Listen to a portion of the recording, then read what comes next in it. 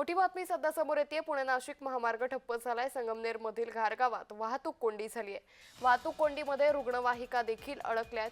सकाळी 8 वाजल्यापासून ही वाहतूक कोंडी झाली आहे। महामार्ग विस्तारीकरणाचा वाहनधारकांना मोठा फटका देखील बसतोय। त्यामुळे पुणे नाशिक महामार्गावरती आता ही वाहतूक ठप्प झाल्याचं सध्या पाहायला मिळतंय।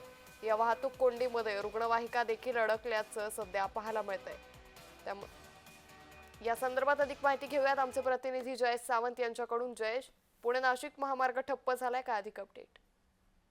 नक्कीच अंकिता, एकंदरीत बघितलं तर पुणे नाशिक हा महामार्ग जो आहे तो अतिशय महत्वाचा मार्ग मानला जातोय आणि या मार्गावरती गेल्या 2 ते 3 दिवसांपासून जे आहे ट्रॅफिक जॅमची फार मोठी समस्या जी आहे ती उद्भवती आहे। हा सर्व जी ट्रॅफिक जाम आहे ती संगमनेर तालुक्यातील घारगाव या परिसरात आहे। काल देखील या ठिकाणी भर दुपारी दुपारच्या वेळेला 4 ते 5 तास या ठिकाणी ट्रॅफिक जाम होती आणि आज सकाळपासून ट्रॅफिक जॅमची जी समस्या आहे त्याला नागरिकांना या प्रवाशांना तोंड द्यावं लागत आहे। यात आज सकाळी 8 वाजेच्या दरम्यान 2 रुग्णवाहिका ज्या आहेत ते या रस्त्यावर अडकलेल्या होत्या आणि याचा फार मोठा मनस्ताप जो आहे तो या ठिकाणी वाहन चालकांना होत आहे। हा सगळा जो प्रकार आहे तो महामार्गाच्या काँक्रिटीकरणाचं काम जे आहे त्याच्या नियोजनाच्या अभावी हे सगळ्या प्रकाराला या ठिकाणी जे आहे प्रवाशांना तोंड द्यावं लागतं। अंकिता, निश्चित जयेश, मात्र रुग्णवाहिका ज्या या ठिकाणी या वाहतूक कोंडीमध्ये अडकल्याचं पाहायला मिळतंय।